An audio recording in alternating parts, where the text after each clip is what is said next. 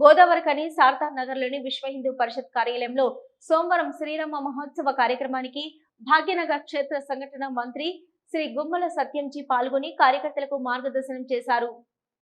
ఈ సందర్భంగా ఆయన మాట్లాడుతూ ప్రతి ఉగాది నుంచి హనుమాన్ జయంతి వరకు దేశవ్యాప్తంగా శ్రీరామ జయంతోత్సవాలు విశ్వ హిందూ పరిషత్ నిర్వహిస్తుందని, సమాజానికి మానవాళికి రాముని జీవితం ఆదర్శమని అన్నారు. ప్రతి ఒక్కరూ శ్రీరాముణ్ణి ఆదర్శంగా తీసుకొని మాతృధర్మం, సోదర ధర్మం పాటించాలన్నారు.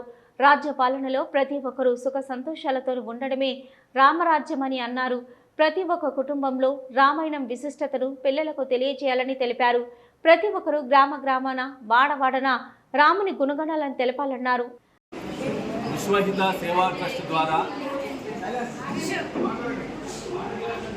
మన గోదావరికనిలోని విశ్వ హిందూ పరిషత్ కార్యాలయంలో గత అనేక సంవత్సరాలుగా శిక్షణా కేంద్రం నిర్వహించడం జరుగుతుంది.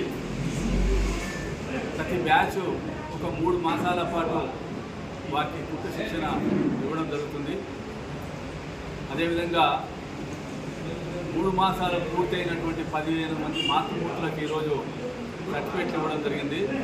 కొత్తగా మళ్ళీ ఈ రోజు నుంచి కొత్తగా నేర్చుకోవడం కోసం మహిళలు వాళ్ళ యొక్క పేర్లు నమోదు చేసుకున్నారు.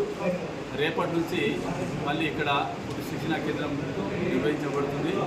ఆసక్తి కలిగినటువంటి వాళ్ళు, నేర్చుకోవాలన్న కోరిక ఉన్నటువంటి వాళ్ళు, ఆర్థికంగా తమ కాళ్ళ మీద తాము నిలబడాలని కోరుకున్నటువంటి వాళ్ళు ఎవరైనా ఉన్నట్లయితే వాళ్ళు వచ్చి ఇక్కడ విశ్వ హిందూ పరిషత్ కార్యాలయంలో నిర్వహిస్తున్నటువంటి కుట్టు శిక్షణా కేంద్రంలో వారు వాళ్ళ పేర్లు నమోదు చేసుకొని ప్రతిరోజు కూడా ఒక 3 గంటల సేపు ఈ శిక్షణా శిబిరం నిర్వహించబడుతుంది. అనంతరం గత 3 నెలలుగా విశ్వహిత సేవా సమితి ఆధ్వర్యంలో కుట్టు శిక్షణ కేంద్రంలో శిక్షణ తీసుకున్న వారికి సర్టిఫికెట్స్ అందజేశారు.